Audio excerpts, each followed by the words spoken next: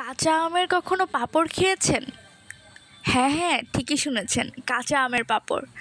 কাঁচা আম দিয়ে কীভাবে খুব সহজে ঘরে পাঁপড় তৈরি করে নিলাম, আজকের ভিডিওতে কিন্তু সেটাই থাকছে। অবশ্যই পুরো ভিডিওটা কিন্তু দেখে যাবেন। আসসালামু আলাইকুম, সবাই কেমন আছেন? আমি নাইমা ব্লগ থেকে বলছি। আমি নাইমা। আজকে আপনাদের সাথে শেয়ার করছি খুব সহজেই কিভাবে ঘরে আপনারা কাঁচা আম দিয়ে পাঁপড় তৈরি করবেন। এই পাঁপড়টা তৈরি করতে তেমন কিছুই লাগে না, খুব শর্টকাটেই কিন্তু বাসায় তৈরি করে নিতে পারেন এই কাঁচা আমের পাঁপড়। কাঁচা আমের পাঁপড়ের জন্য আমাদের লাগছে 2টা কাঁচা আম। কাঁচা আম দুটোকে ভালো করে ধুয়ে নিয়েছি, তারপরে কেটে নিয়েছি ঠিক এভাবে। পরিষ্কার করে ধুয়ে এভাবেই ঠিক কেটে নিয়েছিলাম। আমার এখানে যদিও একটু মনে হচ্ছে পেকে গিয়েছে, বাট তারপরেও টেস্টটা কিন্তু কাঁচা আমের মতোই ছিল। আর লাগছে 1 কাপ পরিমাণের সাগুদানা। আশা করি এটা সবাই চিনেন।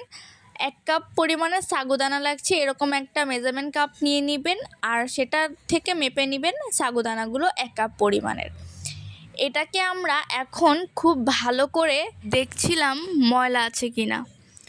তারপর এটাকে 1 কাপ পানিতে আমরা ভিজিয়ে নিব। এটাকে প্রায় আমরা 10 থেকে 20 মিনিট ভিজিয়ে রাখবো, ভালো করে ধুয়ে 2-3 বার করে ধুয়ে নিব। তারপরে কিন্তু 10 থেকে 20 মিনিট ভিজিয়ে রাখতে হবে। তারপর ভিজিয়ে রাখার পর এটাকে ব্লেন্ড করে নিব। আর চুলাতে একটা কড়াই বসিয়ে দিয়েছি, তার মধ্যে 1 কাপ পরিমাণের পানি দিয়ে দিয়েছি। তারপর কিছুক্ষণ দেখতে হবে পানিটা একটু গরম হয়েছে কিনা। তারপর যখন গরম হয়ে যাবে, তারপর যে আমটা কেটে রেখেছিলাম সেটা এবার দিয়ে দিব। পরে আমগুলো ভালো করে দিয়ে কতক্ষণ এটাকে সিদ্ধ করে নিতে হবে। ভালো করে সিদ্ধ করে নেবেন যাতে কোনো প্রকারের আঁশ না থাকে। এটা কিন্তু অবশ্যই মাথায় রাখতে হবে। আর যত সম্ভব এটাকে ম্যাশ করার চেষ্টা করবেন চুলায় থাকতে থাকতেই। এইসব দিকগুলো কিন্তু অবশ্যই মাথায় রাখতে হবে। তারপর যখন দেখবেন এরকম কিছুটা পরিমাণে বলক উঠে গেছে, তখন আপনারা একটা খুন্তি বা ওই যে ডাল ঘুটনি যেটাকে বলে আর কি, সেটার সাহায্যে আপনারা এটাকে ম্যাশ করে নিতে পারেন।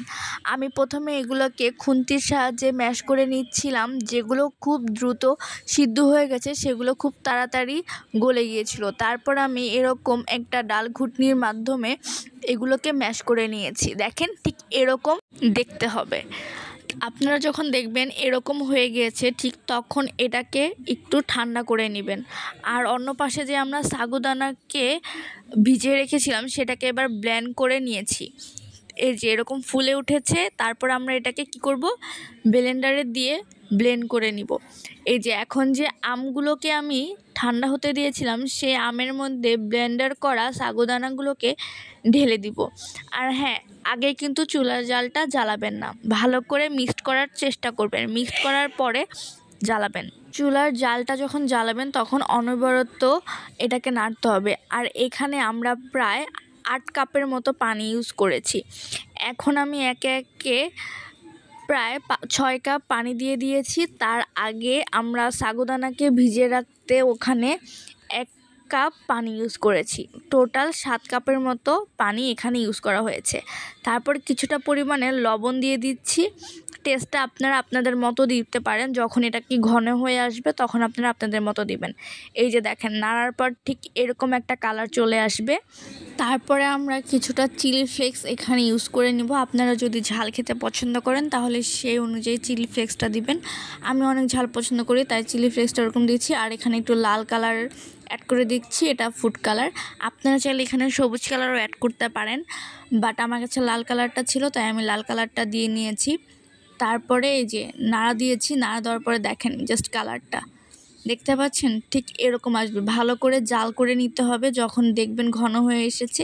তারপর একটা ট্রের মধ্যে পলিথিন বিছিয়ে তার মধ্যে কিছুটা তেল ব্রাশ করে নিতে হবে। তেল ব্রাশ করে নেওয়ার পরে আমি ভালো করে নেড়ে ঠিক যেভাবে দিয়ে দিব এভাবে আপনারা চাইলে দিতে পারেন।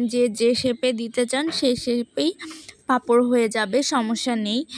আমি জাস্ট এভাবেই করে দিয়েছি। প্রায় অনেকগুলো পাঁপড় হয়েছে, 200 থেকে বেশি হয়ে যাবে। 2টা আম দিয়েই 200 থেকে তারও বেশি পাঁপড় বানিয়ে নিতে পারেন বাসায়। এগুলো কিন্তু বিকালের নাস্তায় সবাই পছন্দ করেন। যারা একটু টক টক খেতে পছন্দ করেন তাদের জন্য অনেক বেশি ইয়াম্মি টাইপের হবে। আপনি আমার কথা যদি ভালো মিলিয়ে নিতে চান তাহলে কিন্তু অবশ্যই বাসায় একবার হলেও ট্রাই করবেন।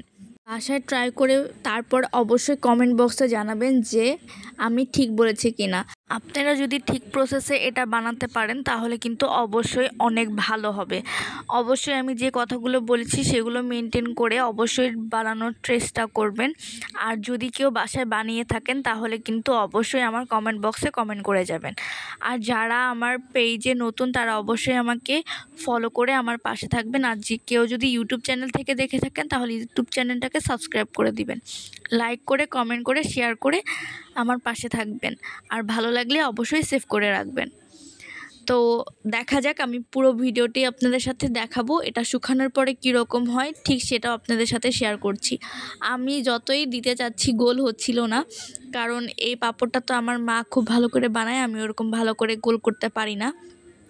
যদিও চেষ্টা করছিলাম, এক একটা এক এক শেপের হয়ে গিয়েছিল, বাট আলটিমেটলি দেখতে লাস্টে অনেক বেশি সুন্দরই লেগেছে। শেপগুলো খুব সুন্দর হয়েছে এগুলো। আমি এবার এগুলোকে ফ্যানের নিচে রেখে দিব প্রায় এক রাতের মতো। এক রাত পরে কীরকম হবে সেটাই আপনাদের সাথে শেয়ার করছি। এক রাত রাখার পর যদি দেখেন যে ভালো করে জমেনি তাহলে একটু রোদে দিবেন। দেখেন আমাকে এক রাত রাখার পর আমার পাঁপড়গুলো কতটা সুন্দর হয়েছে এবং কীরকম প্লেন দেখাচ্ছে, দেখছেন পানি কালারের মতো দেখাচ্ছে, তাই না? আমি যদিও এগুলোকে একটু রোদ দিয়েছি যাতে সুন্দর হয়ে ভালো মতো শুকিয়ে পড়ে, এর জন্য রোদের তাপ পাওয়াটাও একটু জরুরি, যেহেতু আমি এগুলোকে রেখে দিব তার জন্য। আপনারা চাইলে ঠিক এরকম করেই প্রসেসে বানিয়ে নিতে পারেন কাঁচা আম দিয়ে পাঁপড়। দেখেন শুকানোর পর ঠিক এরকম হয়েছে আমার পাঁপড়গুলো। তো আমি এবার আপনাদের মাঝে দেখাবো ভাজার পর এটা কীরকম হয়ে থাকে। এটা খেতে যে কি পরিমাণ মজা লাগে সেটা আপনাদের এখন বলে বোঝাতে পারবো না।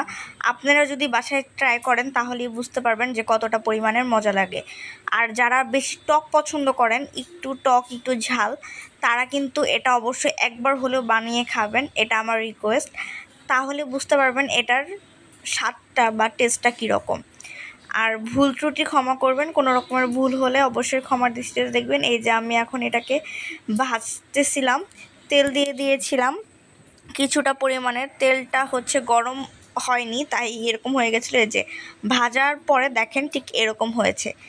এটার জাস্ট লুকটা দেখেন কীরকম, দেখতে পাচ্ছেন এরকম মুচমুচা হয়ে যায়। আর খেতে তো দারুণ টেস্ট, আমি তো আবারও বলছি খেতে আসলেও অনেক মজা।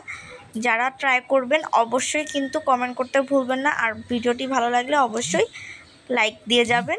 আজকের ভিডিওটা এই পর্যন্তই, সবাই ভালো থাকবেন, আল্লাহ হাফেজ। আর আমার জন্য বেশি বেশি করে দোয়া করবেন আর ফ্রেন্ডদের মাঝে পৌঁছে দিবেন শেয়ার করে।